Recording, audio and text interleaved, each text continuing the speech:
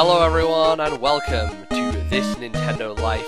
My name is NBZ. This is episode 40 of our show. We're entering middle age, or some like to call it the prime. It's the modern age. The midlife these crisis days. age. Yeah, the midlife crisis age, so expect many meltdowns and breakdowns. I'm joined, as always, by my co-host, it's Bally. Hey Bally, how you doing? Good evening, MBZ. Talking of midlife crises, we have a new government in this country. Yes, unfortunately, for some people, it's not really the government that they wanted, but, you know, that's going to be the case for everyone. That's going to be the case for everyone. It just can't be happening for everyone.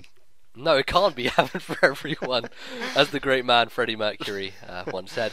Yeah, let's dive into stuff we're going to be doing on this show. So, Bally, why don't you tell the fine folks at home things we're going to be talking about? As usual, we're going to talk about what we've been playing. We're going to have some emails, and then this week, for our third segment, Nintendo announced that they have done a deal with Universal.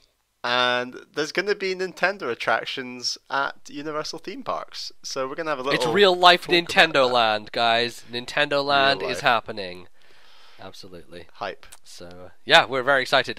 Bally and I are both theme park veterans in many senses, and we have a lot to say on the subject, so I hope you will look forward to that when we get to it. But before all of that, we're just going to do stuff we've been playing the last couple of weeks. I've been off from uni, I have a bunch of time to play video games, and Bally doesn't have a job anymore at the moment, so he has a lot of time to play video games. So, Bally, why don't you tell us what video games you've been playing? I'm in the process of transitioning, yes. So I have completed Link to the Past. And I have to say that this game has some of the best and some of the worst dungeons I've ever seen in a Zelda. Some of these dungeons are just an absolute nightmare, and likewise, I do think there are some really strong ones, such as the final dungeon, Ganon's Tower. I think it's just a really solid, well-designed dungeon that's actually fair, and that's the problem with this game, is that I think there are loads of elements that are just simply unfair. And to get to the bottom of my issue, it's basically that the dungeons are often really well designed, but the way that they have certain rooms that just bombard you with enemies, and not even regular enemies that can't actually be defeated, that just keep spiraling around the room, knocking off bits of heart from you constantly.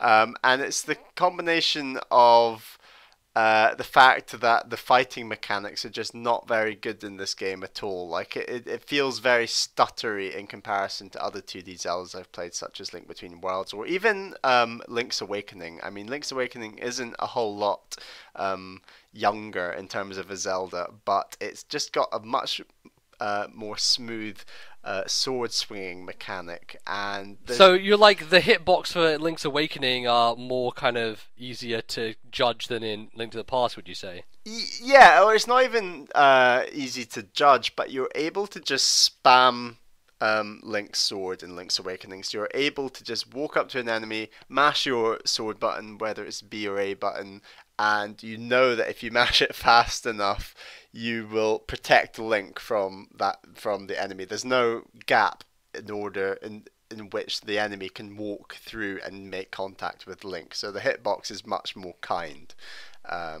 if that makes sense. But I do think that the actual structure of the dungeons and the way in which keys are hidden, or certain things you have to do to get through the dungeons, are really well designed and quite challenging, and you do have to stop and think a lot more than a game like Link Between Worlds, where I just think the dungeons were a little bit overly simplistic. And while Link Between Worlds was a breeze, really. You know, it felt like you were just...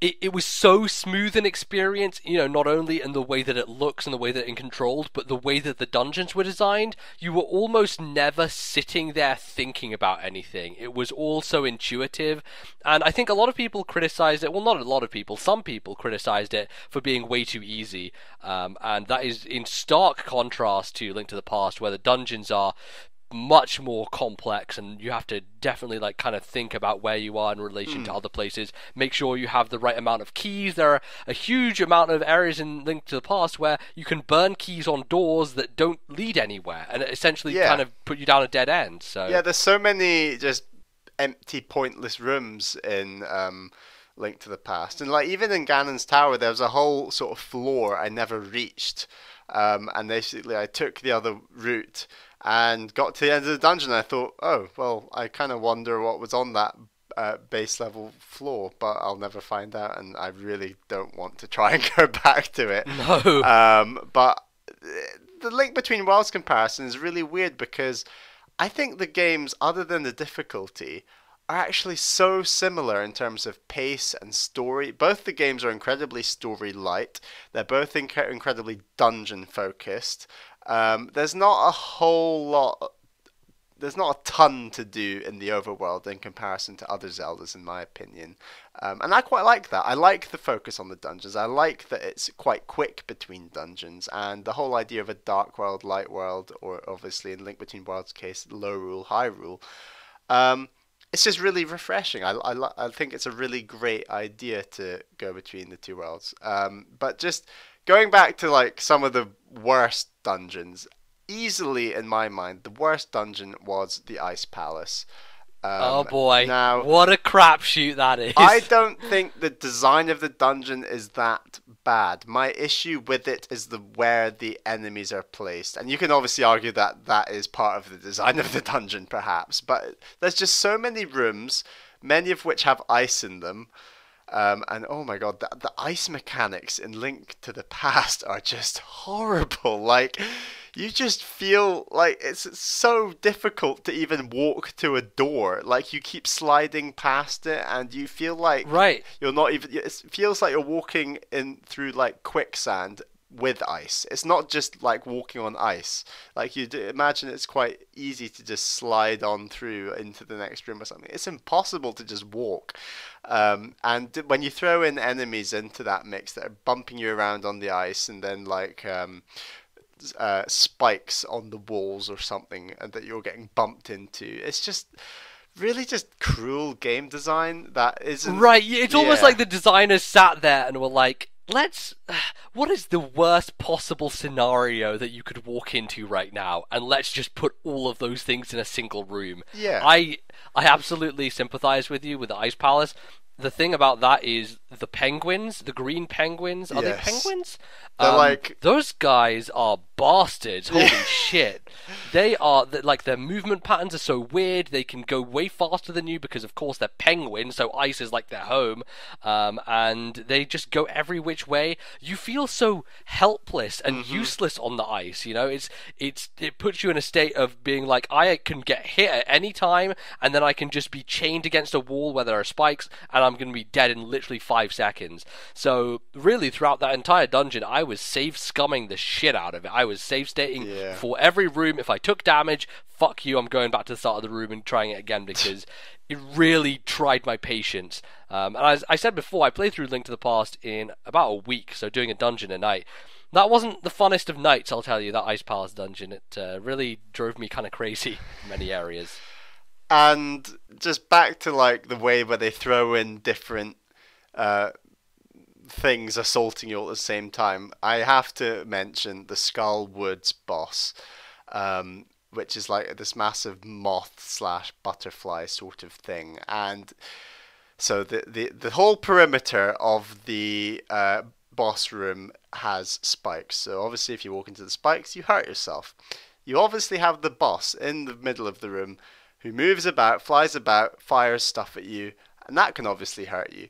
Just to make it all a bit more difficult, the floor is constantly moving. So it's like these 3 factors that can all hurt you in their own way, and it's just such a pain. It is really, really tough. Like, and that's the other annoying thing about this game, is that normally in Zelda, modern Zeldas, and I don't know where you'd make the cutoff. Maybe from Ocarina onwards, let's say. Or maybe probably. Maybe Link's Awakening did fix some of these things. I can't quite remember. But whenever you need magic or bow or arrows for some sort of puzzle or a certain enemy, there will always be those item drops in the room, or perhaps even the room next to the room you're in, because the game is telling you, hey, here's some magic, you're gonna need it, sort of thing.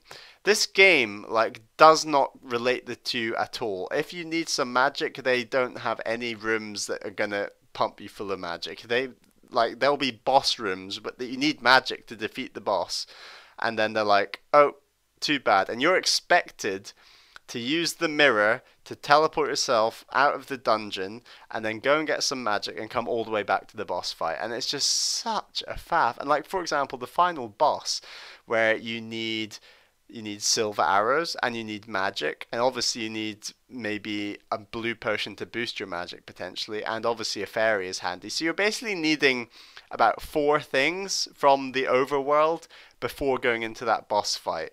And it's just a bit of a faff. It'd be nice if there were just some item drops in the room that, they're not necessarily making the game easier in any way. It's just saying, hey, you need magic to defeat this boss. Here's some magic.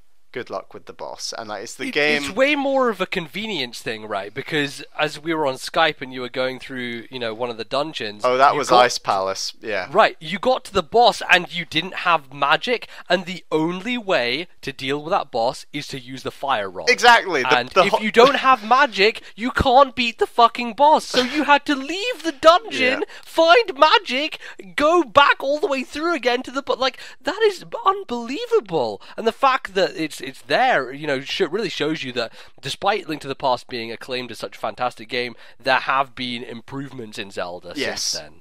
I mean, and that boss you were talking about, it starts in one massive block of ice, and obviously you need the fire rod, and it actually takes the entire magic bar to melt that ice. So if you go into that boss room with just a little smidgen off the top of your magic meter, you still have to go outside the dungeon and come back, and it's annoying. But I mean, I've been so negative about this game, and I really don't want to be negative, because I think in general this is an amazing Zelda. It's honestly level pegging with Super Metroid in my mind as my sort of favorite SNES game out of the few I've played. Obviously, like 3, I think. But both these games just hold up so well. And while I do have some criticisms that I share with you, MBZ, I think that it's a really, really, really impressive Zelda, and all the joy, so much of the joy I had with Link Between Worlds, where you're going from dungeon to dungeon really fast. It's quite a fast-paced game in general.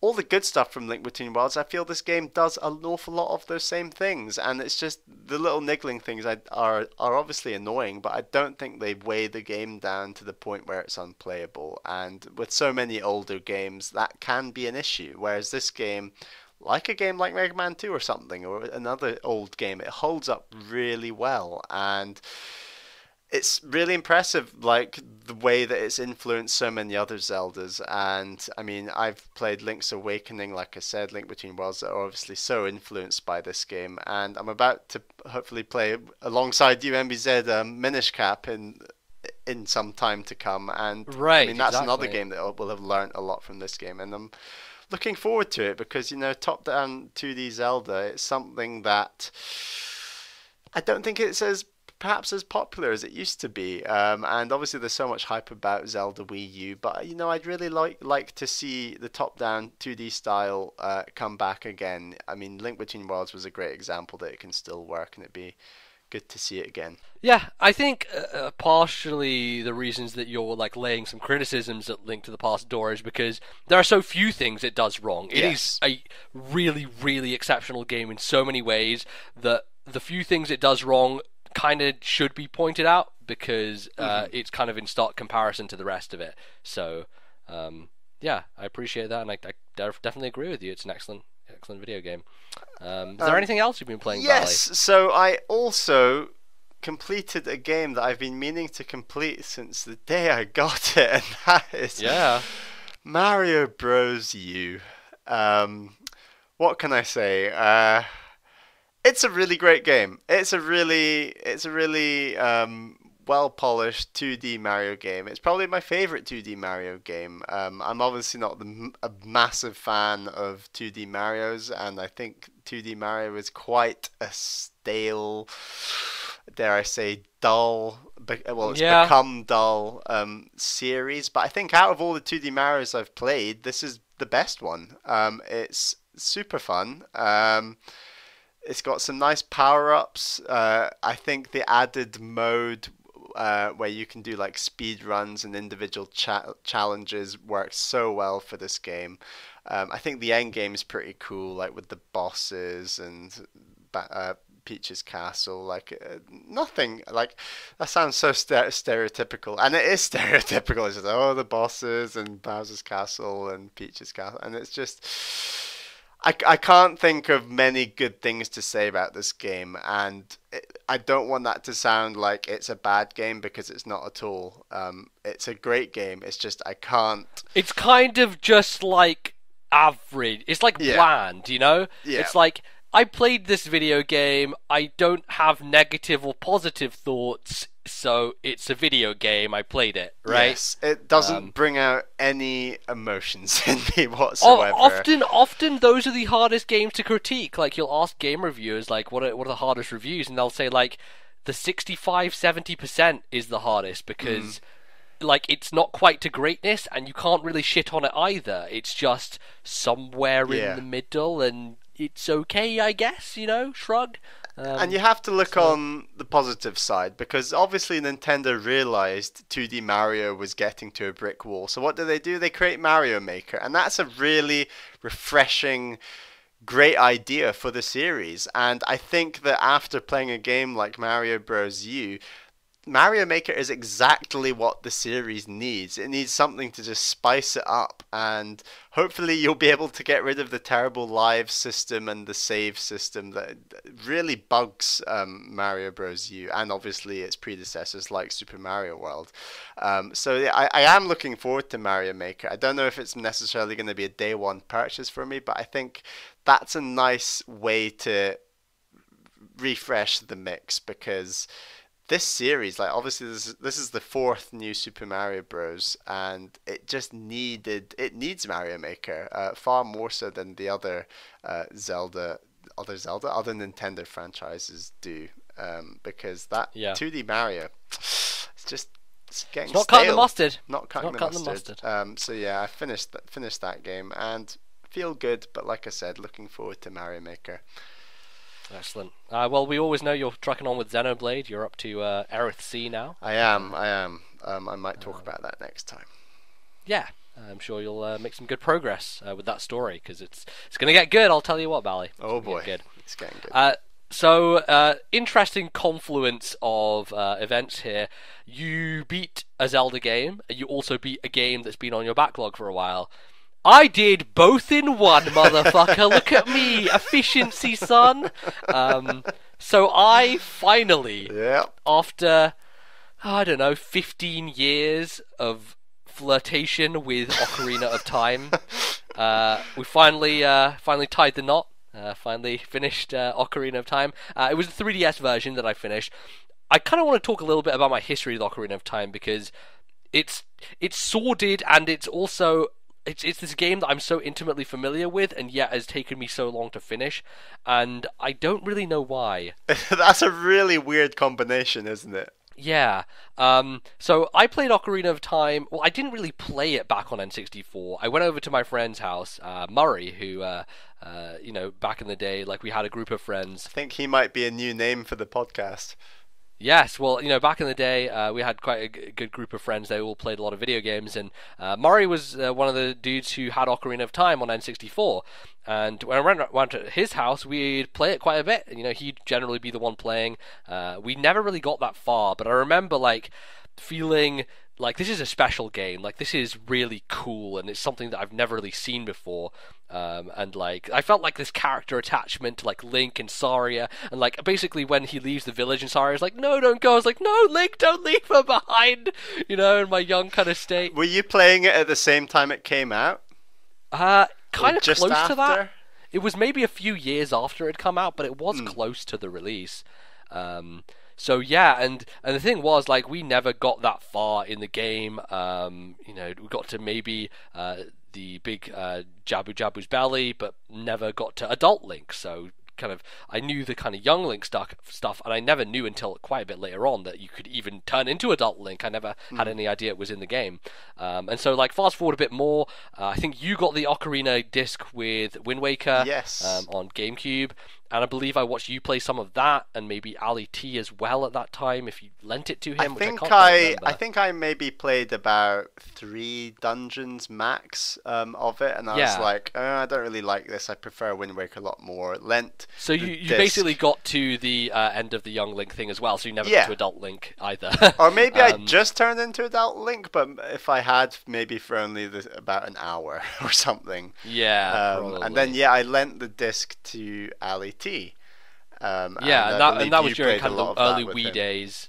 Yeah. When that happened. So, and then kind of like during like the late 2000s when YouTube was coming up, Ocarina of Time, obviously a very popular Let's Play for people to do. I watched quite a bit of Nintendo Capri-san, who was, I was just getting used to him at the time. He just like started Let's Playing in 2008 or whatever. I watched a bunch of that, and then Batman 9502, another Let's Play I liked. I watched his entire Let's Play of Ocarina of Time. Also, around some time when the Virtual Console launched and Ocarina came out on that, I bought it there. So I started playing it myself for the first time and got basically to the Forest Temple and stopped, and then like a couple of years later I did like the Fire Temple and I did the Water Temple, then stopped again, and fast forward to 2011 I buy Ocarina of Time 3D because I'm like, oh, this is a refined version. I'm gonna play this.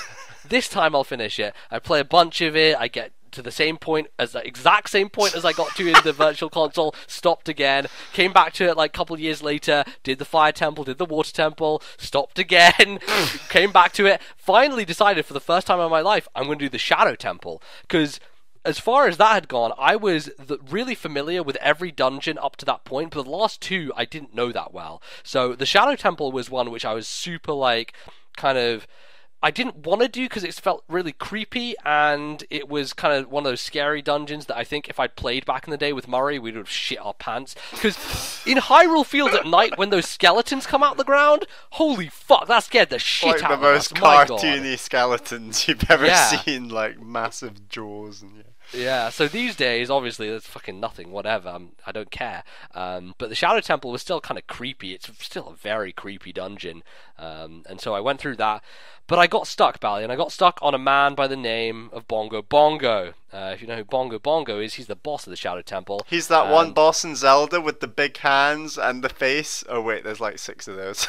Oh wait, that one boss in Mario, that one boss in every other Nintendo game ever created, Star Fox. Yeah, Bally and I actually were talking about this, how Nintendo tend to kind of stick to a formula when it comes to certain bosses. So the giant 2 hands with like an ethereal face is in like so many of their franchises, and it's kind of ridiculous. Don't forget the eyeball bosses. I mean, there's 2 of those just in Link to the Past alone. Yeah, I mean, like, and in Twilight Princess, you kill the spider and its eyeball starts running around the bottom. So, know, they're everywhere, these eyeballs and hand bosses. But to get to the point, Bongo Bongo kicked my ass multiple times. And I was like, fuck, I could beat this guy if I went and got a potion, but that would mean I have to go get a potion or a fairy, and I can't be bothered to do that because I probably have to go look up a guide and go find it. So I stopped, and that was maybe a year ago or so. I stopped playing the Shadow Temple. And then I decided, Bally, I've got to get this monkey off and back, like Dan Reichert said, got to get the monkey off and back, got to beat Mike Tyson and Punch Out, got to beat Ocarina of Time. And so I decided, fuck it, I'm going to do it. I'm going to go get that fairy, I'm going to go back to Bongo Bongo, and I'm going to kill him this time. And I'll tell you what, Bally, that was a way easier thing than I thought it was. I don't know why it was such a roadblock in my mind. I never got the impression that Ocarina of Time was the hardest of games. Like, I know it's hard out of the 3D Zeldas, but compared to something like, Link to the Past, it's not too bad, is it? No, it's really not. And the problem with Bongo Bongo was I was getting to him not having full health because there was actually, funnily enough, kind of similar to the Link to the Past thing. In the Shadow Temple, there aren't really that many hearts available to you on your way to the boss, so it could be a little bit of trouble if you get there in one piece. And I wasn't really getting there in one piece, so didn't have full hearts. I had 0 fairies, and I was just getting shit on, like, basically very, very quickly. So I went out, filled up 3 bottles, had 3 fairies, went in and did it first time. And I was like, fuck, well, now that's out the way, I probably can just finish this game. And so that's what I did. I went and did the last dungeon, went to Ganon's Tower, did all the stuff there. It's a really cool Ganon's Tower as well. You basically go into these different rooms which are themed after every temple in the game, and they're kind of like little mini challenges, which are really satisfying. And contrary to the Link to the Past thing, they actually give you magic and stuff in the rooms where you need it, which, great. That's something that they modernized, at least in Ocarina of Time, and I'm thankful for it. But yeah, final battle's fantastic. I actually was really easy compared to everything else that I'd done in the game. There's kind of a trick with the final form of Ganon where you just roll between his legs and hit his tail, and you can just spam that until he's dead, really. So it's not too tough. And we don't know whether that's sort of whether the game's designed to do that or whether it was an accident. Do you know? Yeah, I'm not sure. Weird, I've not really isn't it? looked it up, but that's everyone who I've ever seen play the game just rolls through Ganon's legs and hits his tail. So I just thought that's the easiest way to do it. Might as well do it that way. And I beat Ocarina of Time. I finished it. Game is done, Bally. It's off my backlog. I now have finished every 3DS game I own. That's retail titles anyway. Nice. And I'm very pleased with myself. So where does it rank in your Zeldas? Or maybe that's a very big question to ask.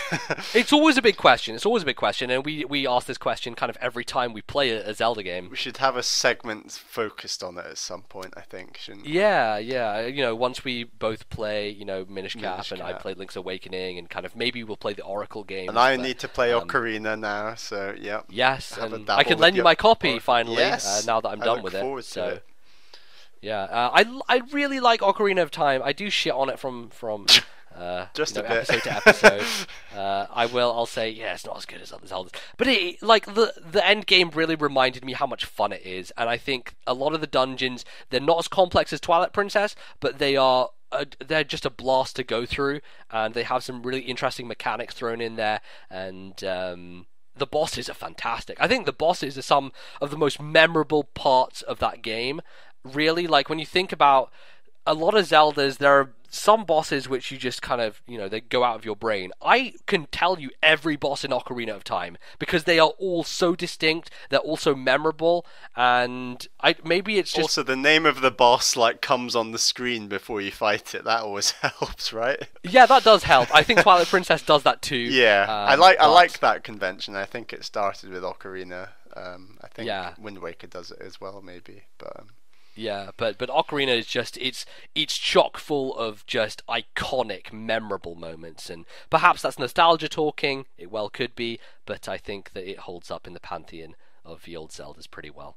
So great. Yeah, I'm looking forward to you playing it. Yes, I can't wait. Between that and Minish Cap, I've got a lot of Zelda on my plate.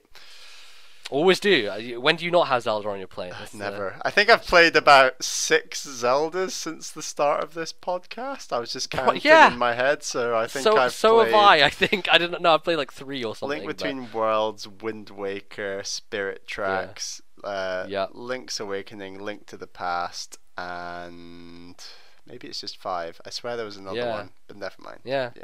Well, 5 is a lot. It's been good. That's a lot.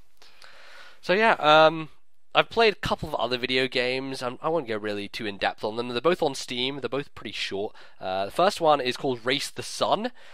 It is a 3D kind of... how would I describe it? You're like a plane going through... Sort of a 3-dimensional runner, almost. It's a 3-dimensional... Yeah, that's a good way of saying it. It's a 3-dimensional runner, so you're going forward through a city as the sun kind of descends in front of you. And the conceit behind it is that every single day the city will change, but it's locked into that same city for the period of 24 hours. So you're basically going through it trying to get high scores on it, and you pick up like triangles, and you kind of like you get some power ups so you can jump to avoid obstacles and speed yourself up. But it's really simple. It reminds me of a Flash game that I used to play back in the day, and I don't know what the name of it is, but you were a plane going forward, and there were like these kind of polygonal Like triangles that you yeah. had to avoid. Yeah, and I really want to find that. Do you remember it controlled using the left and right mouse button? Do you remember that? I seem to remember it using the keyboard buttons. Okay, maybe I'm thinking of another one. I don't know. But yeah. Maybe, but yeah, it really reminded me of that, but just like a super polished, like kind of AAA, as it were, version of that.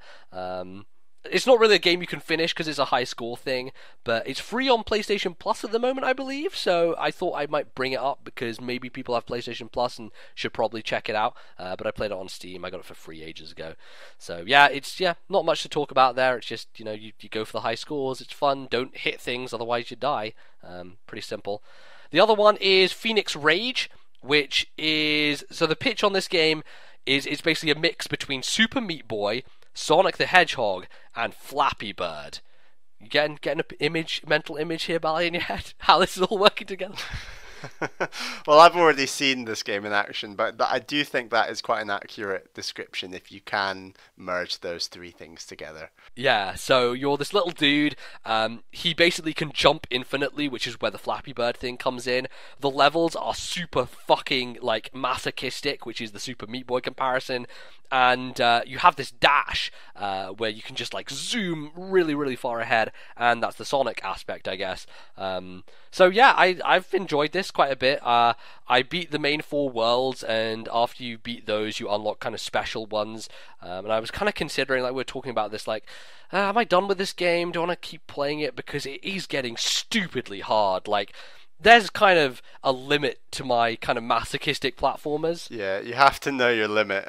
Yeah, you really do, because I love these games. I'm a huge fan of VVVV. Super Meat Boy is one of my favorite games I've ever played. Like, masochistic platforming is my jam. I absolutely adore them. Mainly because, like, they get rid of all the stupid shit Nintendo puts in their platformers, like lives and load screens. The time from death to restart in this game is so quick that sometimes you will just, like, be holding the analog stick and you'll die again after you restart instantly and get yourself caught in a loop of dying like 5 times in a row. It is that instantaneous. It's kind of insane. And that is, like, a big part of why people will just bang their head against a wall playing these games, because, like, there's no resistance. It's like, if you're going to beat a level, you're just going to keep going until, you get tired of it or your hands get tired, because it's not going to stop you with any kind of artificial barrier like a load screen or like losing a life. And yeah, I mean, it's really fun. I like it a lot. I don't think it's the best of these kind of games. It's not, like, the most well designed, and I think partially that has to do with the fact that you're so ridiculously powerful in your platforming ability. Like, the fact that you can infinitely jump makes it very hard to design around, because you're going to have to think of, like, how can we limit the player when they have the ability to jump forever? And I don't think they quite hit the mark in that design aspect. But it's still a fun ride, and I enjoyed it, and the bosses are very creative and really cool. And if you're in the lookout for a Super Meat Boy-like game, you like those kind of experiences, I can recommend Phoenix Rage. I got it on a Steam sale. It's worth £3. So there you go. I'll say my piece there and say that's that. So yeah, I think that's pretty much all I've played this week. Bally, I think we're going to go take some emails now. Indeed. So how about we leave you guys with a bit of a musical break, but we shall be back in a second with some of your listener mails. Don't go anywhere.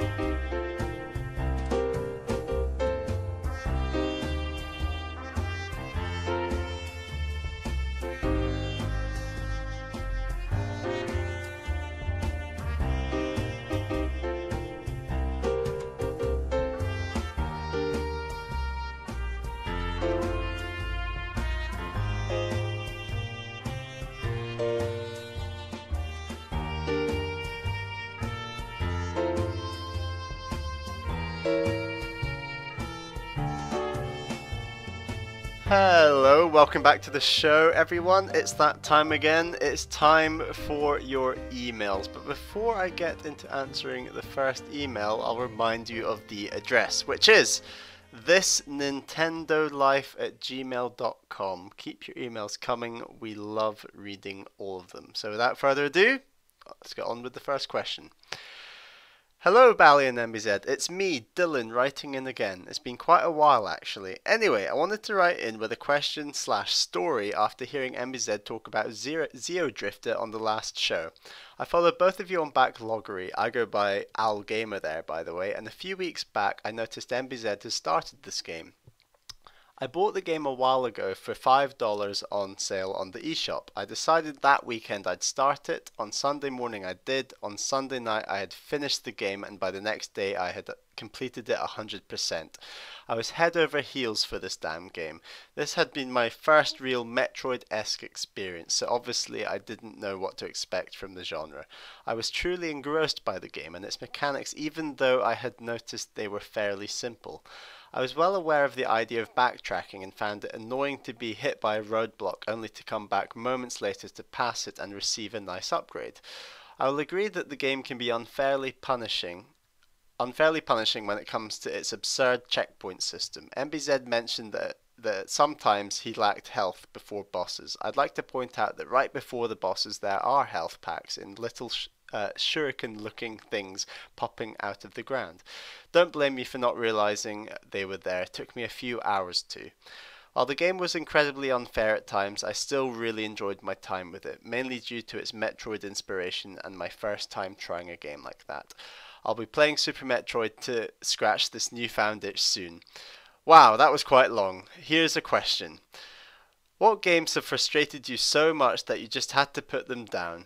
And to follow up, how many of these games did you pick back up and find out you really liked? Thanks again for reading this stupidly long email. Maybe next time I'll learn to make it shorter. P.S. Thanks MBZ for preaching about Xenoblade so much, playing it on the new 3DS and hoping Bally loves it as much as I am. Well, I'm sure Bally is loving it as much as you are. Oh yes, I am really loving it. I just don't want to talk about it every single show. Yeah, it will because it turn would take into that about otherwise. 10 shows. Yeah, exactly. It's a long game, so it will take time. But yeah, thanks for the email, Dylan. Very interesting perspective on Zeodrifter, a game which I kind of raked through the coals when I talked about it last time. I think mainly because I've played so many other Metroid games, or like Metroid-style games, that I feel are way better and do a lot of things better. Your tastes are more refined. Yeah, he did mention the fact that you could get health before the bosses, and I should mention, yes, I did eventually figure that out, like he did, apparently, but it wasn't until later in the game, so some of the early bosses, I was, like, brute forcing it with, like, 2 health points out of, like, a total of 5, and it was cruel punishment, but it put me to a point where I'd learned the boss structure so much that by the end I was cruising through. Yeah, fantastic stuff. I think you're going to love Super Metroid, Dylan. Now, I've not played Zeodrifter, but Super Metroid is some game.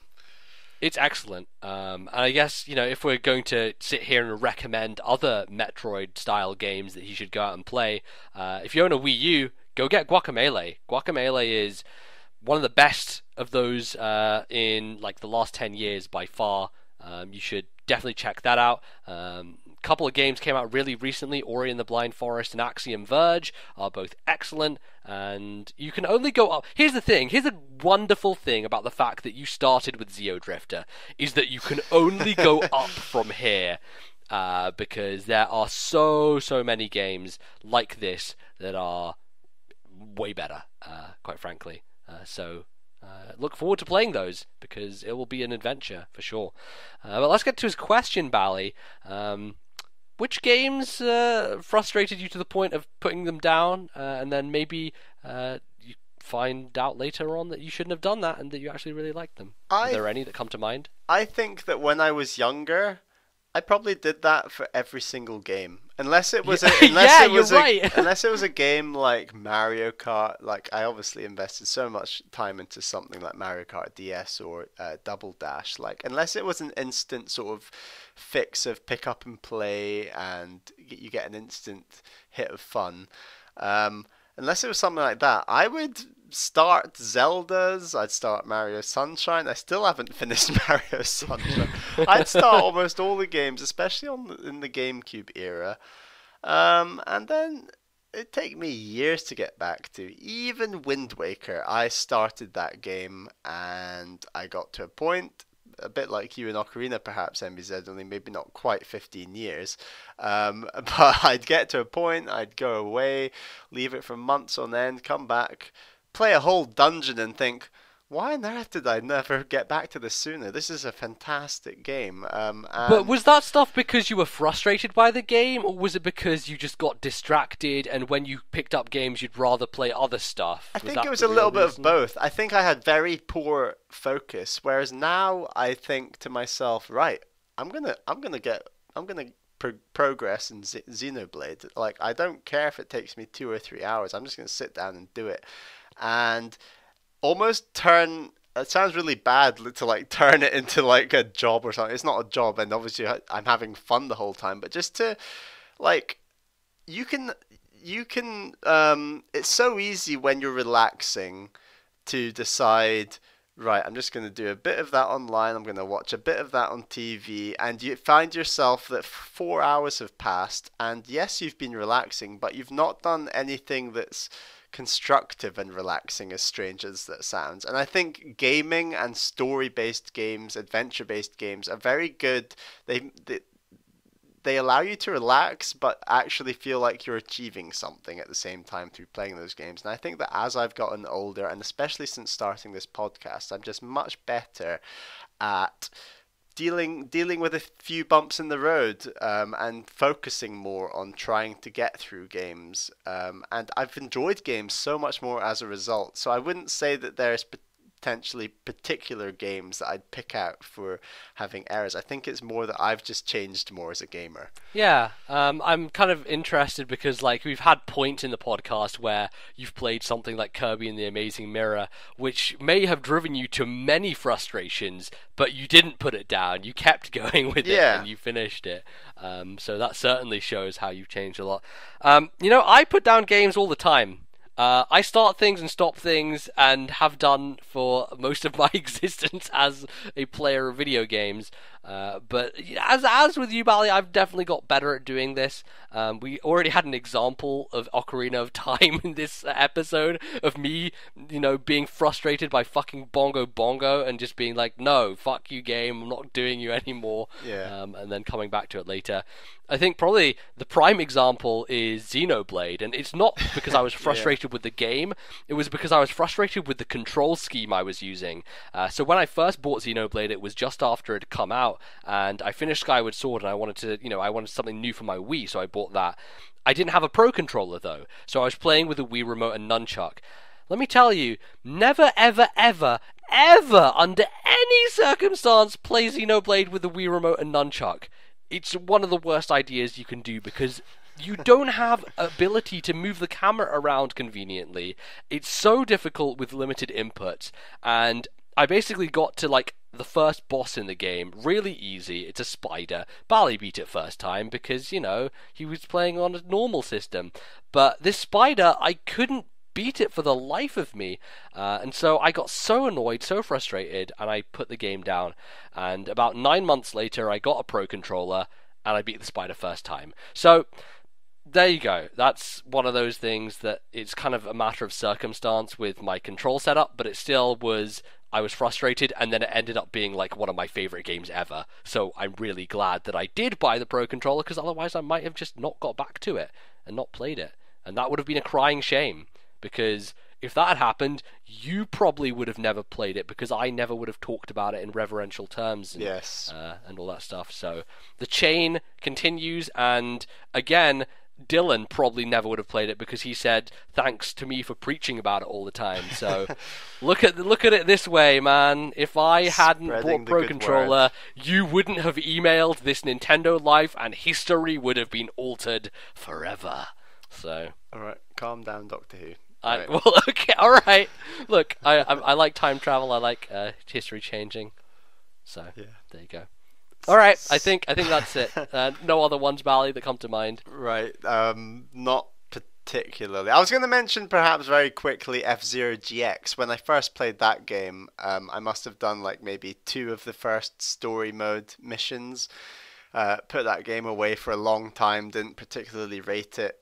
Came back to it during my time at university actually, and just had it's like a rainy weekend where I stayed inside and just played some F-Zero on my GameCube, and I just blasted through most of that story. I've still not finished that story mode because it's really hard, and that's something I want to go back to. But that's a game that really did grow on me, and obviously I love F-Zero now. So. Awesome. Well, let's move on to the next email then. So, the next email. Hello, MBZ and Bally. It's Colin again. Thanks for answering my question last podcast. That might have been a few podcasts ago, but I'm not sure. Yeah, I think so. But I come to you guys with another question. I'm a huge Metroid fan, and I wanted to know your opinions surrounding Metroid Other M. Let's be real here. Nintendo will announce Metroid BU this year at E3, and I want to replay all the Metroid games in order to get myself more hyped for this game, which I assume will come out fall 2016. Other M is the only Metroid game I have not played. I know it is considered to be the black sheep in the Metroid series, but does it mean it is really that bad? A lot of people consider Skyward Sword the black sheep of the Zeldas series, but it is my favourite to date, along with Link's Awakening and Ocarina of Time. Sure, it had its faults, but that is an entirely different conversation. Anyways, to bring back full circle, what do you guys think of Other M? It's $20, roughly £13 off Amazon. Worth it to get this game? Love the podcast. All right, Colin. I think your assumption that Metroid Wii U will be announced at E3 is a little bit presumptuous, but we'll see. Hey, Retro have to be working on something, right? Yeah, I guess, but is it going to be even... So the thing... Okay, let's just kind of take a tangent for a second for Metroid for E3. The two companies that I am most interested in what they're going to announce are... I think we're going to do a segment in a future episode we should mention. Yes, yeah, we'll do that with our E3 predictions, of course. But the two companies I'm curious about are Retro and Next Level. Mm-hmm. So Next Level Games, they finished Luigi's Mansion 2 a while ago. They're clearly working on some new Nintendo IP, not necessarily new Nintendo IP, but some Nintendo thing. And Retro are clearly working on something else. The question is, are Next Level working on a Metroid game, which could be a 3DS thing, or are Retro working on a Wii U one? Potentially, are they both working on both? I was going to say, what if they're working on the same game together? Oh, jeez, that would be a collaboration and a half. I'll tell you what. They are both American studios.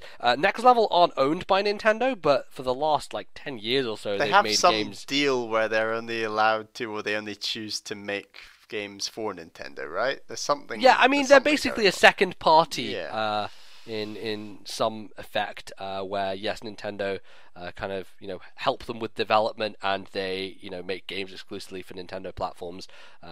But they are those are the two big US developers that Nintendo uses. So a collaboration from them would be crazy. But I would kind of like it if they both did different games. But we'll see. That's secondary. I just need some more Metroid in my life, so I really hope. We all do. Yeah. We all do, Bally. But when it comes to the case of Metroid Other M, I talked about Metroid Other M last year because I finally beat that game after. It didn't make your top 10 of the year, did it? No, it didn't quite make my top 10 of the year, as it may seem. Yeah, Other M is curious. And I think there aren't many more apt adjectives to describe it with than curious, because there are certainly admirable aspects of it. I think it's one of the best looking Wii games. It has this kind of Sheen. sleek. Yeah, the sheen. It's very shiny and metallic, and you'd expect that from Metroid, of course, because it is a sci-fi kind of action game. But it kind of works well with the technology that the Wii was dealing with. Whereas if you compare it to something like Skyward Sword, which is kind of more mushy and washed out, I still love that art style, but I think that it doesn't hold up too well in 480p. If it had been HD, then I think it would have done way better. But Other M worked really well from a visual design standpoint, and I love it for that. But there are so many aspects that are off-putting, and the main one that I don't know enough people complain about is the fact that you have to use the fucking D-pad to move in 3D.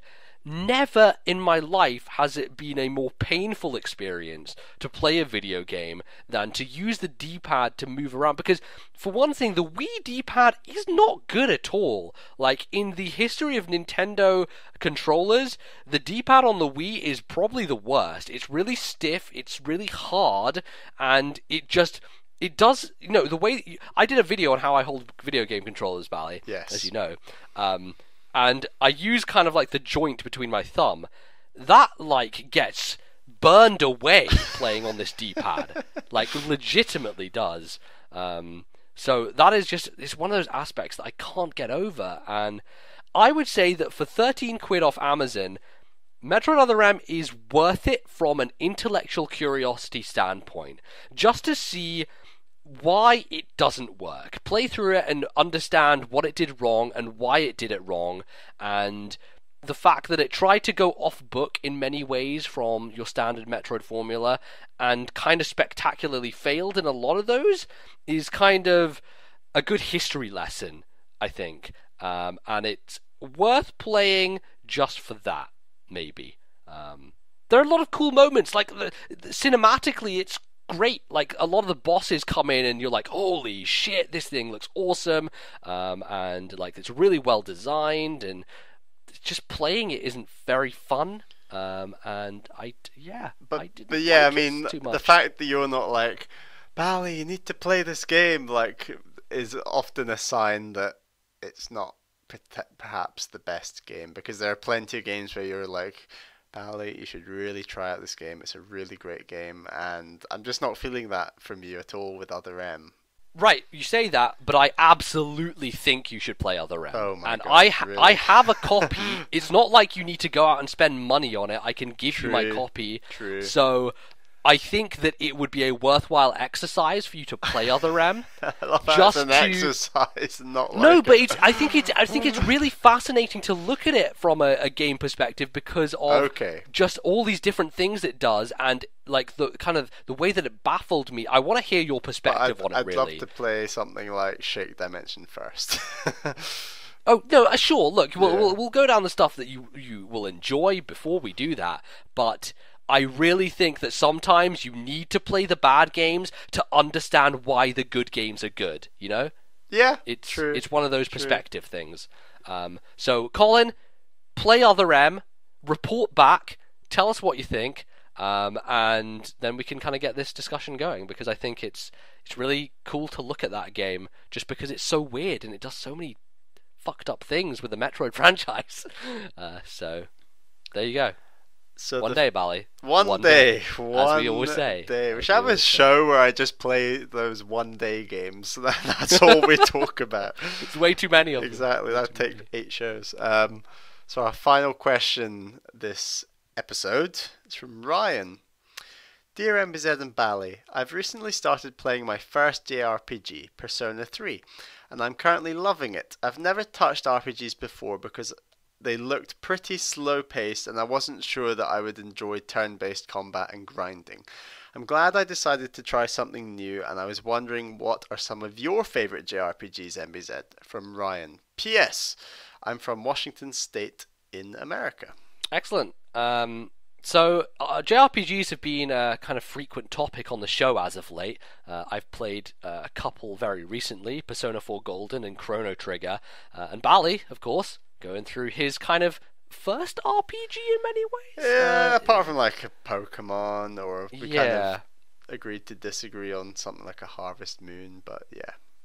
Yeah, I think let's talk quickly, Bally, about you, because I think I'm interested in like what is your favorite Pokemon game when it comes to like your RPGs. Um, So I think my favorite Pokemon game, just because it's the game that maybe I don't want to say spent the most time on because that was probably Diamond and Pearl, but I completed the Pokedex of Pokemon Ruby. And I really invested a lot of time in that game, and I think that might be my favorite. I'm really not sure, and I still really need to try Pokemon Y. But yeah, I can't really explain why Ruby's my favorite in terms of RPG elements. But I mean, by the time I was playing Ruby, I was so used to the Pokemon formula, and you know what to do. I mean, we were just saying the other day, like, if you've never played a Pokemon game before, and then you just try and jump into one, it's quite complicated. Like there's a lot to pick up. So yeah, like you talk about Xenoblade and how there are all these systems and you're not really understanding them, yeah, and the game does a good job of explaining them to you. Pokemon doesn't really do that yeah, at I all. know. It kind of assumes you've grown up with Pokemon and you know what Pokemon is and how it works. Yeah, And they're it's just like, you go know play Pokemon. I'm a Pokemon game. You like Pokemon. You know Pokemon. Let's play some Pokemon. And it never says like, this is what Pokemon is. Yeah. I'm kind of interested in the fact that you went with Ruby, because I feel like for me and for many people out there, second generation with Gold and Silver Yeah. is where like it, because with the first generation of Pokemon, I wasn't like too knowledgeable about it. I kind of blundered my way through and managed to get through the game, but I didn't really know what I was doing. I think with the next generation is when like I started to really get into it. I owned multiple games from it. We would constantly trade, we would constantly battle, we would constantly go over. Link it up with Pokemon Stadium and things. Yeah, it was great. Yeah, and do our using our IR to do the gift. Yeah, I think you're mystery gift. convincing me. Maybe if I can change at last minute, I might go with Pokemon Silver because Yeah, we did have I some mean, really good times with that, and obviously it was two regions, which was great. right, God, that's something that many people have wanted to come back to that series for a long time. So yeah, absolutely. From that kind of nostalgic perspective, Pokemon Gold and Silver were the ones in terms of that series for favorite JRPGs. For me, for other stuff, I have a decent amount to kind of pick from now. So I would say Xenoblade is right at the top with Persona, and I have tried to reconcile which is better, and I still can't do it in my mind because they are both amazing for different reasons. But Persona 4 Golden, Ryan is playing Persona 3. He will absolutely love Persona 4 Golden if he's played Persona 3. It's kind of, it's the natural lead on from that game, so I can recommend that to him. And Xenoblade is just spectacular in so many different aspects. But I'm also a fan of Final Fantasy 13. I think a lot of people are detractors of that game, especially people who grew up with Final Fantasy and love the old style of the way that series started. I had never played a Final Fantasy game before, and it was the first game that I bought with my PS3, and it was kind of part of the reason I really wanted a PS3, because before then I hadn't owned a non-Nintendo system since the PS1 days, so my PS3 was kind of like me jumping back into other video games that weren't Nintendo, and Final Fantasy 13 just drew me in with its visuals and its battle system, which I still think is one of the most satisfying and coolest battle systems in any RPG I've ever played. It's so smooth and streamlined and like frantic and fast paced and just so much fun. And that game like had proper voice acting and cutscenes, which I hadn't experienced at that time so much because I was a Nintendo gamer, and so it may not have had so much of an impact on other people, but because of my circumstances, it had a really big impact on me, and that's why I really love Final Fantasy 13. Many of those elements you just mentioned with Final Fantasy 13, like cutscenes and voice acting, is a lot of what's hitting me with Xenoblade. Actually, like these sort of really epic cutscenes that have, I think, really successful voice acting actually, and a really intriguing plot line. And as a still a very hardcore Nintendo fan that hasn't ever diverged from the Nintendo path, you might say. Xenoblade offers a lot of things that other Nintendo games don't, and I really enjoyed that. Yeah, it's different and it's refreshing for you, I must imagine. So, yeah, absolutely. So yeah, there are loads of RPGs out there. Play Chrono Trigger, play Dragon Quest IX. I've mentioned before, but bears repeating. Dragon Quest IX is excellent, a really good DS RPG, and very, very accessible. Just like Pokemon, just about anyone can play through Dragon Quest IX because it's more about grinding to get higher levels than having ridiculous strategy. You can kind of pretty much beat it, and a lot of Japanese housewives are big fans of Dragon Quest because of that fact. It's very popular with women over in Japan because it's the kind of game that they can just not really focus too much on and eventually beat if they just grind up enough and all that stuff. Are you saying women can't focus, MBZ? No, look. Okay, fine. I'm being stereotypical. I'm just relaying information that I've heard from people who talk about Dragon Quest in Japan. Messenger. Don't shoot the messenger. I'm merely here to express things that other people have said. So I'm sure that let's dig ourselves out of this hole, Balance. Get out of emails. And if you're a female who's angry with MBZ's comments, you can send all your emails to ThisNintendoLife@gmail.com. Yeah, send them in. We need more. We need loads more. So do that. Okay, let's go to the next segment then, Let's jump on to the next segment and talk about some theme parks. Alright, we'll see you in a bit.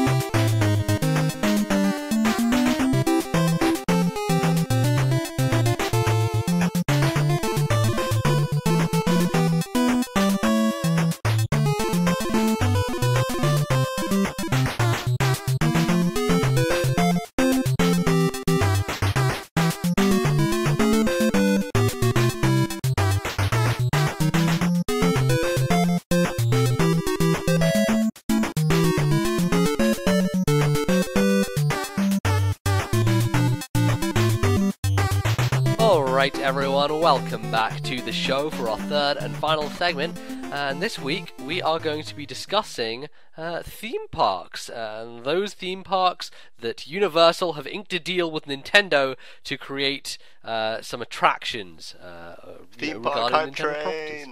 Yeah, exactly. So this news was announced recently, and it kind of falls in line with a lot of what we've heard about Nintendo wanting to take their IP and do more diverse things with them so that they can try and, add additional revenue streams to what they already have.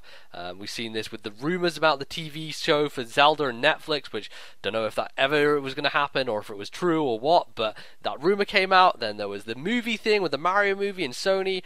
Lots of kind of things happening regarding other media, and now they apparently branching out into theme parks, but this one is 100% confirmed by the company themselves. And what they've done is, they've basically done a deal with Universal, who have said, okay, we're going to let you, or basically Nintendo said, we're going to let you use our properties to create rides based on our properties in your theme parks all across the world. And I believe, there's Universal in Japan, there's one in Florida. Do you know of any other Universal theme parks around the world, Bally? There's one in California and also Singapore. There's 4. Okay, that's really cool. So hopefully Nintendo will have rides in all of those. I think the most likely candidates are obviously the Japanese one and the Floridian one. Yes. But they could branch out to the others as well. So yeah, I thought we'd just talk about this. And both of us are huge theme park fans. Bally's been to lots and lots of parks, mostly in the US. I've been to the UK ones a lot of times and a few times to US ones. Bally, what's your experience with theme parks? What have you been to? What do you like? All that good stuff. Well, I used to have family that lived in Orlando, so I must have been to Orlando almost every other year since the day I've been born, to be honest, which has been really great because, before I was born, my parents would go to Orlando themselves, and they would go to theme parks. And have a whole days at theme parks, just the two of them, and have a great time. Really? Your mum went on rides? Because I seem to remember that your mum was not a fan of going on rides. Oh yeah, she's not much of a ride goer, but she used to go on a few more rides than she does now. Okay. And then yeah, since I was born, they thought, well, we got to go see the family, and there's not a whole lot else to do in Orlando other than theme parks and sort of shopping and cuisine. So yeah, we always go to theme parks, especially Disney World and Universal. Obviously there's SeaWorld there as well that we've gone to, but yeah, all 4 Disney parks, the 2 Universal ones, I've been to both, all 6 of them, a hell of a lot of times. So yeah, definitely something I'm really keen into. And I've also been to the West Coast, Disneyland California. I don't think I've actually been to Universal in California, or if I did, it was when I was much younger. But yeah, mainly Orlando, and that's definitely kind of the center of the universe when it comes to theme parks, and especially sort of thematic theme parks, and especially Disney theme parks. So do you have a favorite park out of all of them? Oof, it's tough.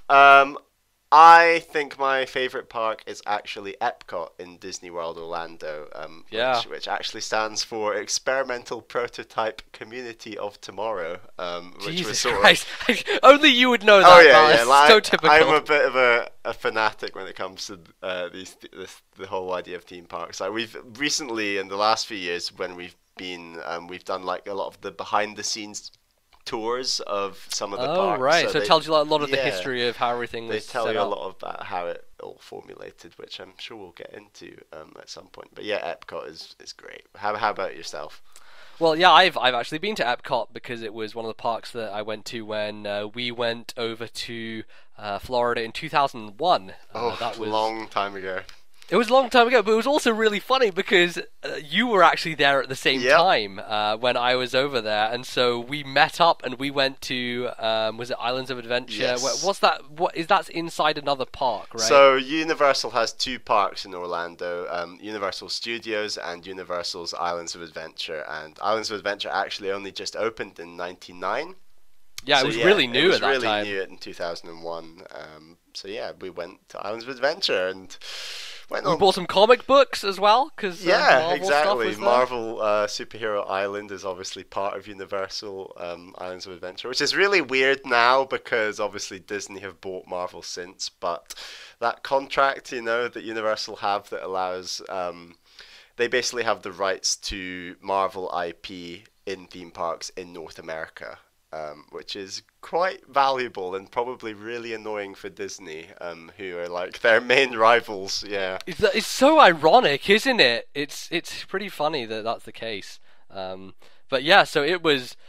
We went in April, so it is just over 14 years ago that I was in a park in America.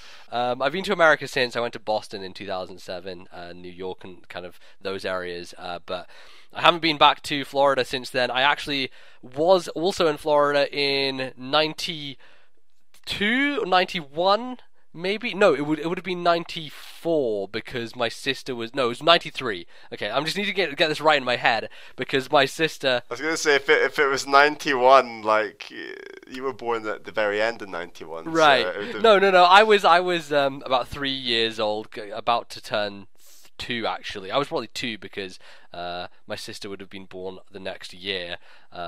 So basically my mom was pregnant with her at that time, and I don't remember much from that trip at all. Only a couple things, but we did go to the theme park, so I technically have been there twice, though there's only kind of one in my memory. And I really enjoyed it there. It's great stuff. Lots of amazing rides, and I really like the rock and roll. What was it called? The rock and roll roller coaster. The roller coaster with the rock and roller Aerosmith, coaster. Yes. Yeah. What park was that in? So that park has actually changed names. It used to be called Disney MGM Studios. MGM, yes. But then they basically had their deal with MGM terminated, or there was some falling out. And about 4 or 5 years ago, or maybe a few more years ago, it was changed just to Disney Studios. Oh wow, okay, So yeah, interesting. that's one of the 4 parks in Orlando. But they also have that ride in Disneyland Paris as well at that park. So yeah. Yeah, well, I'm much more of a connoisseur of the parks in the UK, which aren't as spectacular, but I still think they're pretty good. I've been to Thorpe Park probably about 17, 18 times in my life, just because we had, like, when I was younger, we had this kind of this pass for the whole family, which allowed us to go around all the UK attractions and like Madame Tussauds and everything in London. So we went so many times in that couple of years, and I generally go every couple of years back to Thorpe Park and Chesington and Alton Towers and all that stuff. So I know, pretty good roller coasters. I've been on my fair share of fast rides, and I love that stuff. And I know you're a big fan of them too, Oh Bally. yes. But what are Nintendo going to do with these fast rides? So before we kind of segue into that, Bally, you're going to talk a little bit about the history of Universal and how that may impact Nintendo's rides coming to their parks. Yeah, so it's really interesting, sort of the story of how Universal and Disney World sort of formulated in Orlando and how that affects Nintendo's implementation. So you got to go back all the way to the start. So initially, Walt Disney was sort of the founding father of theme parks. He wanted to create thematic areas in amusement parks that would be called theme parks. And then, so the very first one was arguably Disneyland Anaheim over in California. And at the time, like, the land cost was really high. They invested so much money in that, and by and large, its first few years were a bit of a flop. Like, it was overly busy, the attractions kept breaking down.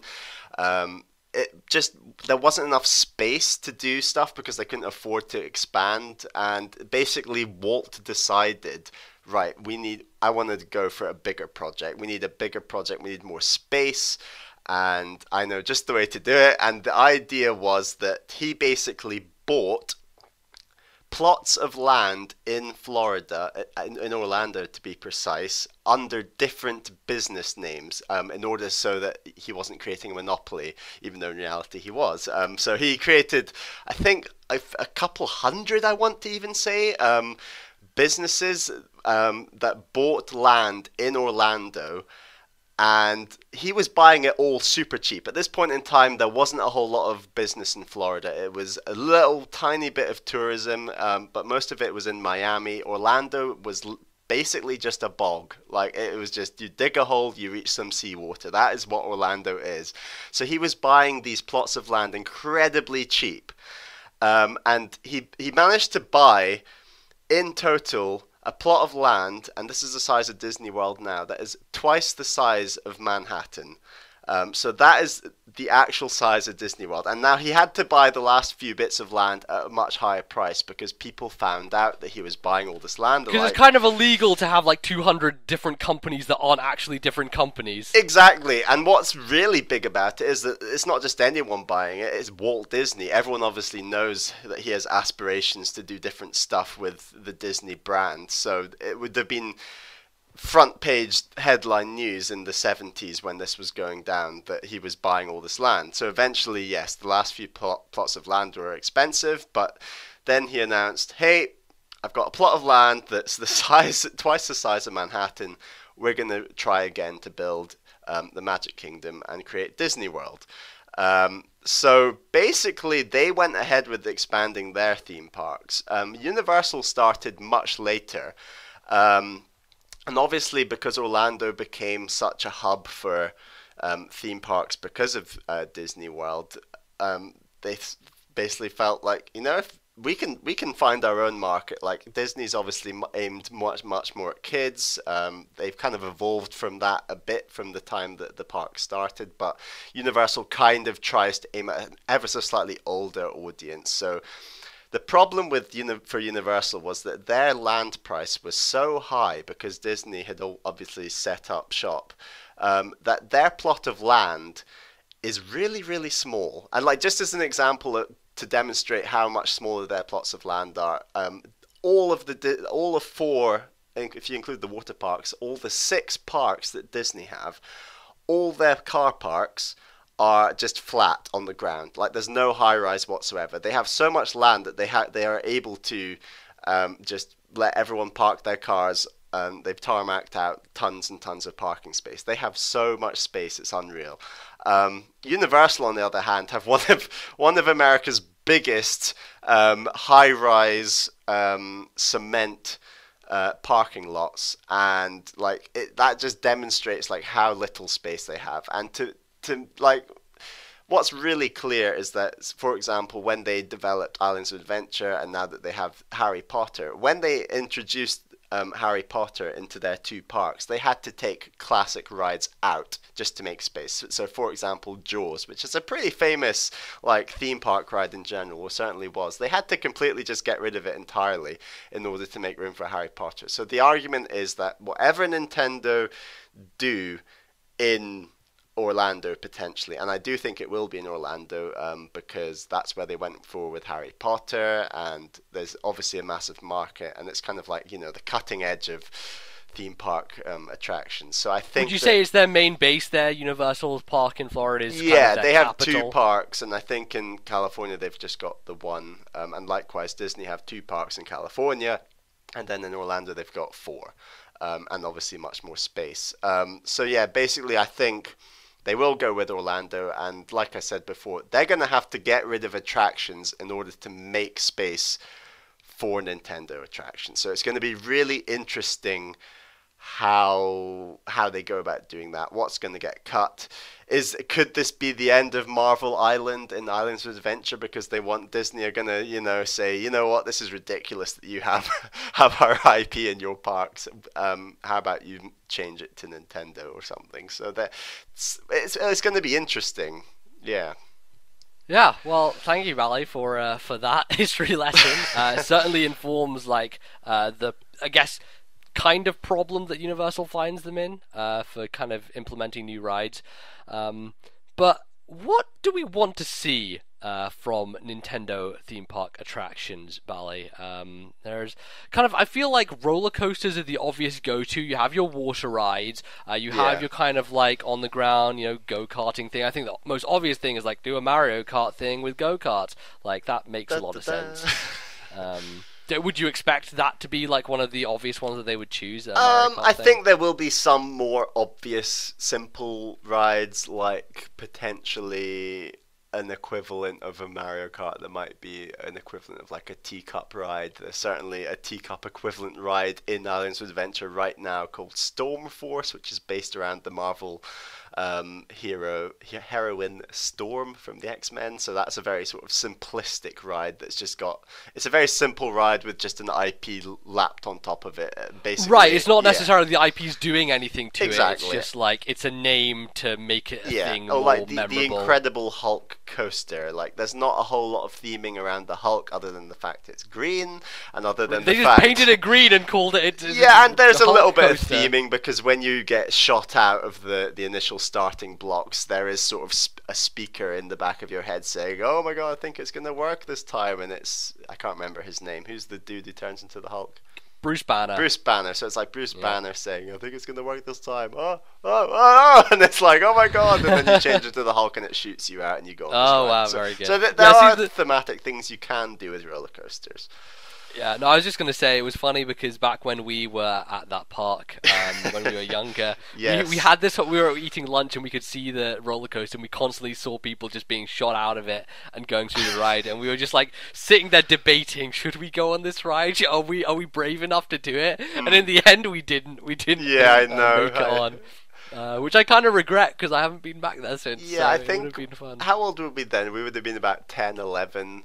Yeah, so I don't think I went on my first sort of upside down heavy going roller coaster till I was 12, 13. So like maybe 13 and 13, 14. So yeah, I definitely wish I'd started going on the bigger ones younger because they're great fun. But yeah.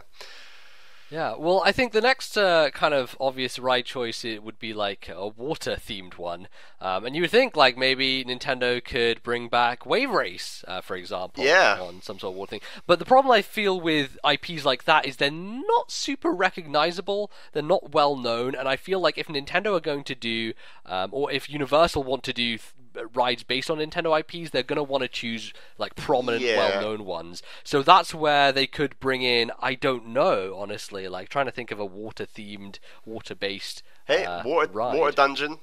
You know, Zelda Sure, dungeons I definitely guess have a lot like of that's water that's going on. kind of like pulling for strings a little Super bit, Mario but Sunshine's got a lot of water splashing about. that's very true. That's very true. Um, There's a lot of stuff they could do with that.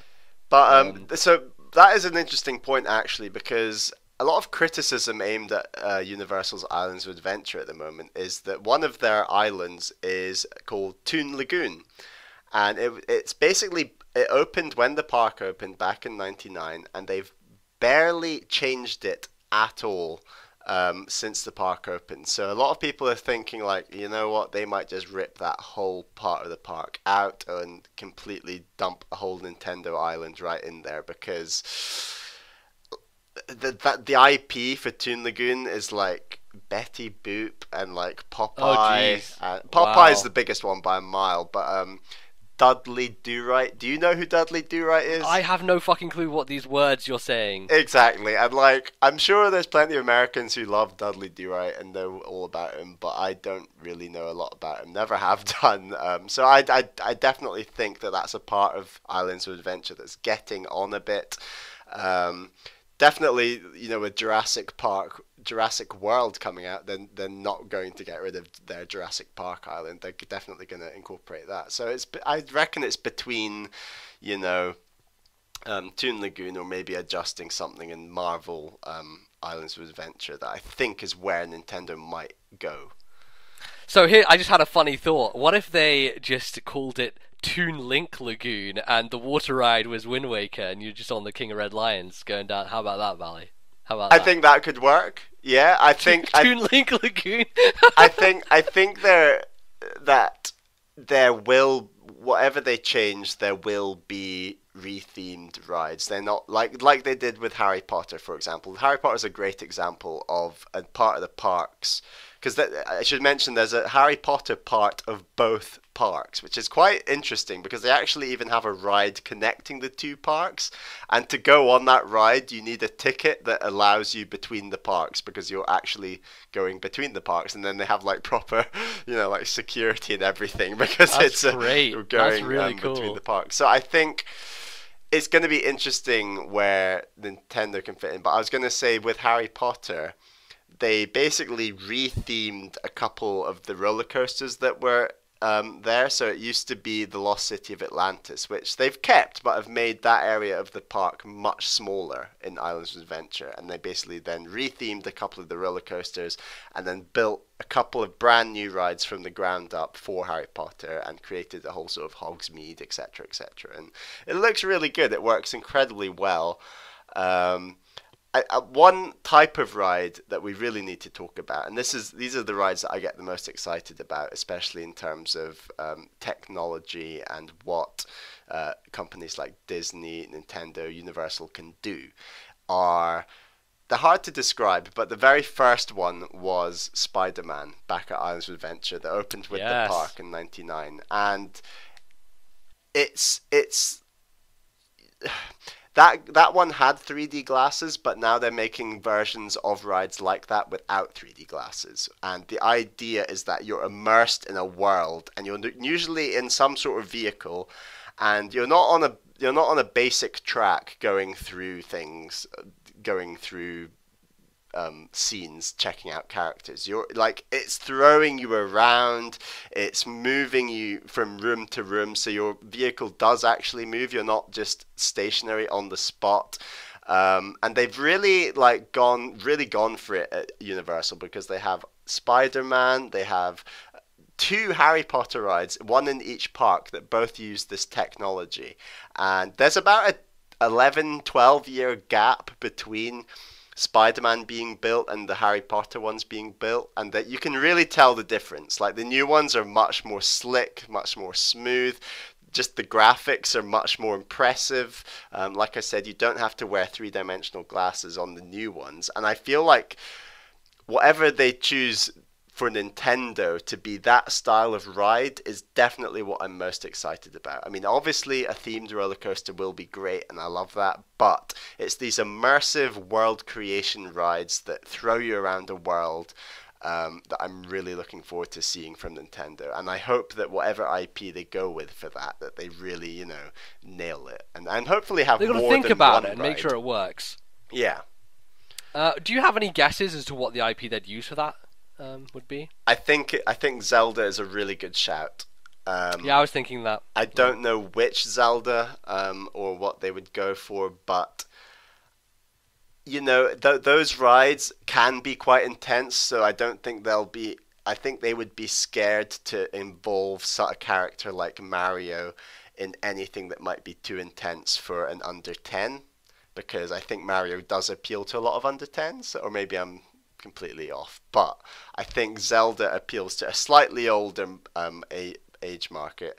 And talking about a slightly older age market, I think it'd be awesome if they did a ride like that with Metroid. It could be actually. See, super the idea intense. that I had for Metroid was much more aligned with. Do you remember? There's a Toy Story ride. Yep. I think it's in Paris, in Disneyland Paris. They've got a version in both Paris, and they've got one in Magic Kingdom in Orlando. Yes.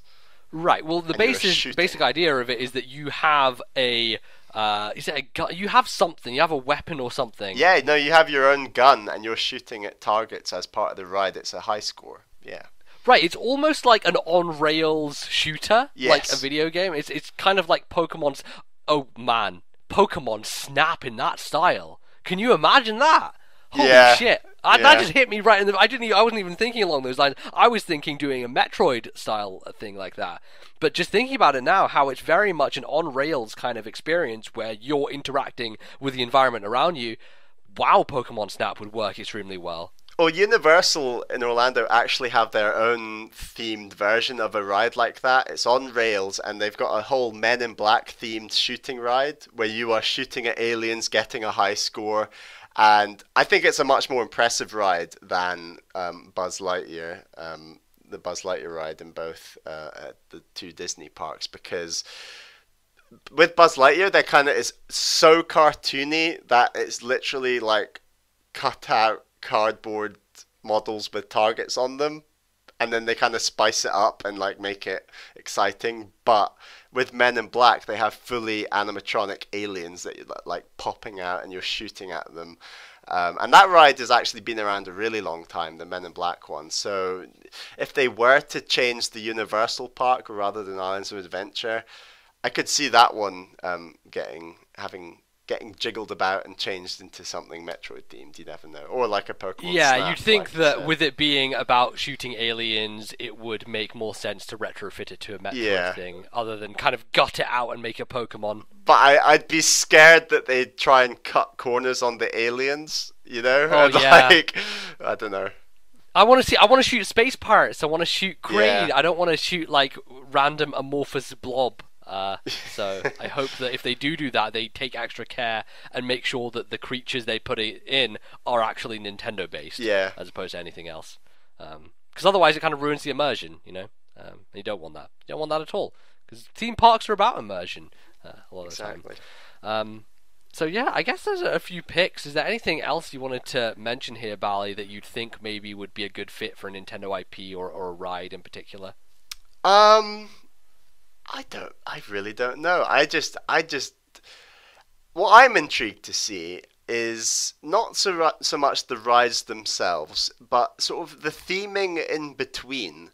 So when I mean in between, I'm talking about like with Islands of Adventure, each island has its own distinct identity. So with Marvel Superhero Island, it's all like high-rise skyscrapers, and you're like imagining walking through New York, and Spider-Man's going to swing around the corner any second. I'm intrigued to see what they do with at a street level with Nintendo, and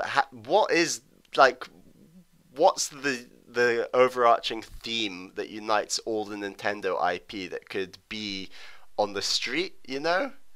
Is it going to be Nintendo Land? Are they going to Yeah, I mean, will they go look? for something like a plaza-style thing, or I mean, that right? Nintendo are very fond of Yeah. plazas. You know, they use them all the time. That would make sense. And I mean, with something like Smash Brothers, you're literally looking at menus and things. There's nothing that kind of unites all the games necessarily, if you know what I mean.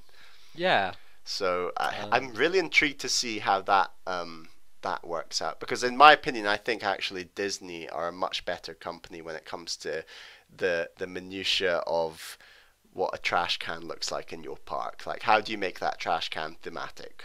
They're much better at that sort of thing than I think Universal are. But Universal are still really great at it, and they've invested so much, obviously, with Islands of Adventure and their other parks. So I'm really interested to see what's going to happen, and I'm sure you can tell by how fast I'm speaking about this subject, but I am so excited to see what on earth is going to happen. It's really exciting. Yeah, absolutely. Like it kind of means that I'm going to have to go back to the US at some point, to Florida. You know, we've got to plan out a summer where we spend a week doing E3, and then we spend another week back in Orlando, and then back home after that. So maybe like 2 weeks, 1 week of E3 and 1 week of these Nintendo theme parks. It's gonna be awesome. One day, Valley, as we say. One day. So yeah, it's exciting stuff. I'm looking forward to the fruits of that. And you think about how Disney now have Star Wars, and that's such a strong IP.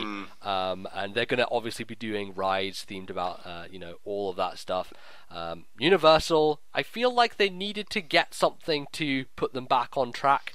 Well, I think then Universal had the first knockout blow when they got Harry Potter. But then Disney have fought back by getting Star Wars, and then Universal on the back foot again, like, right, we need one more. Here we go, Nintendo. So there we go. It's back in Universal's court. But yeah. Tit for tat. It's just great for all of us. Healthy competition between these theme parks is what people want, because otherwise, they get complacent and lazy, and otherwise it'll all go to shit. So thank God for competition. Amen.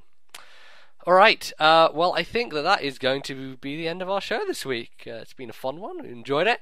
Before we go, we're going to tell you about some things involving us and the internet. So, Bally, what do you do on the internet all the time? Tell the people. While I'm not podcasting, I love to tweet about the world around me and what I've been playing, So I've been posting a lot on the Miiverse recently. I'd highly recommend you follow me on the Miiverse, which my name is Ballyman91. That's BALLYMAN91. And that is also my name on Twitter. So if you want to check me out on both the Miiverse and Twitter, that would be greatly appreciated. Yeah, you can find me on Twitter. I'm at Lordnbz. Miiverse is the same, Lordnbz. We also have a Twitter for the podcast. So where can people find that, Bally? So the Twitter account for the podcast is TNL Podcast. That's TNL Podcast. It's your place to go for all the updates. We'll tell you when the most recent show is going to come out. If we've made a video or something together, we'll definitely tweet about that. So if you just follow that one Twitter account, you're going to be constantly up to date about what we're doing and what This Nintendo Life is doing. Yes, exactly. And you can also email the show. Bally, where can they email their lovely questions? The email address is thisnintendolife@gmail.com. Send in all your emails. Yeah, always need more of them. I think if you want to find the show, you can go in many places now. I think the one problem I've had is SoundCloud, which is consistently giving me trouble. I do try and get the newest episode out on SoundCloud, but as I've mentioned before, that stuff doesn't like me, and it doesn't give me a high enough audio limit, because I think SoundCloud's made for people who make albums and stuff, so they give you a 3-hour limit. With a podcast, that's bullshit, because every podcast is basically 3 hours. Yeah. So that's kind of a little bit of an issue. So if you like SoundCloud, I'm sorry, but it may be a bit harder to listen there. But if you want to get all the shows, you can go to iTunes. We're listed on that service. It's easy to find all the episodes. You can find us on Stitcher, which is a great app, and you can go over to the YouTube playlist. That's where the YouTube versions of the show can be found. We also, before we close out here, want to make mention of a new segment that we are thinking of debuting very soon, and it is going to be called The Backlog Club.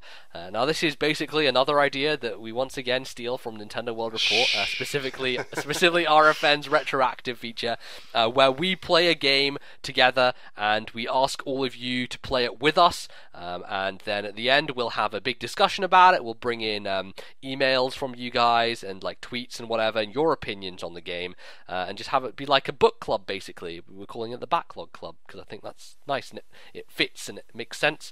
And it's really about the community aspect. So it's not just, we really want it to not just be the two of us playing the game and talking about it, because we've done that plenty of times before in the past. We really want this to be not just us playing it, but also you listeners at home going away, playing this game, having experiences, noting down some of those experiences, and then sending them in to us, because we want to be able to talk about how you guys felt about playing the game and then compare that to how we felt, and we can have a really good discussion, hopefully. Yeah, so that's what we're hoping to do. The first game that we have thought is, drumroll Bally, do you want to reveal? The first game we are all going to play together, hopefully, is The Legend of Zelda: The Minish Cap.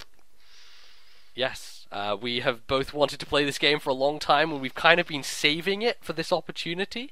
Yes. And I think, with us having played many Zelda games, this is one that is very interesting and kind of unique and different, and I think it'll have a lot of good talking points about it. And it's also kind of easy to get access to. If you own a Wii U, then you can download it from the Virtual Console. If you own an Ambassador 3DS, then you already have a copy of it, a free copy. So hopefully a lot of people who own 3DSs got the Ambassador copy, and you'll just have it there ready to go. So try and make it easier for people to play along with us. We're probably going to talk about it in a few shows' time, like a month or maybe 2 months. So we're just giving you a heads up. So if you do take a long time to play a game like Zelda: The Minish Cap, then you've got plenty of time to play it. Yeah, we'll kind of note and see how people are doing. We'll ask on Twitter, so that's another good reason to follow the TNL podcast account, see if people are getting through it and playing it. And then, when Bally and I finish it and we think, now's a good time to do it, and we have emails from people talking about it, then, we'll go ahead, do an episode, and have the Backlog Club. And hopefully it'll all go well and swimmingly. So I look forward to that, and hopefully we'll be able to do it soon. But that's pretty much it for us. Before we both go, I also want to make a lot of plugs here at the end, Bally. I'm on a new podcast, which is kind of a reincarnation of an old podcast. If some of you may remember, back in the day, I did a show called 2.5 Gamers with a couple of YouTube friends, Jake, who now goes by Enigma, he's a Smash Brothers player, and Fizzy Stardust, who now goes by Yo Fizz. Both of them are on the show. Fizz is the host, and if you want to listen to it, it's called the Yo Gamecast. That's YO space GAMECAST. It's not Games Cast, it's just Gamecast. No S's in the middle of that. You can find it on iTunes. You can find it on Fizz's YouTube channel, which is youtube.com/YoFizz. And you can also find it when it is streamed live on Monday nights. For my time anyway. I guess it would be 8, 7, 6, 5, 4 p.m. 4 p.m. Eastern on Mondays, and 1 p.m. Pacific, 9 p.m. for me in the UK. But on Mondays, we live stream it on Fizz's Twitch channel, which is YoFizzYT, twitch.tv/YoFizzYT, and you can listen to us there. Talk about non-Nintendo things most of the time. So if you want to hear my perspective on video games that aren't Nintendo, be sure to check that out. And I think that just about covers us, Bally. I had to squeeze a lot in at the end here, but there we go. I'm gonna be running a marathon, perhaps before the next time we talk. Yeah, well, good luck with that, Bally. I hope it all goes well for you. Thank you. And by next time, we might have Splatoon. Oh, so that's going to be a fun thing to talk about, and will enjoy it, I hope. But yeah, that's going to be us for this week. Thank you very much for listening, and yeah, we will talk to you all next time. Goodbye. Bye.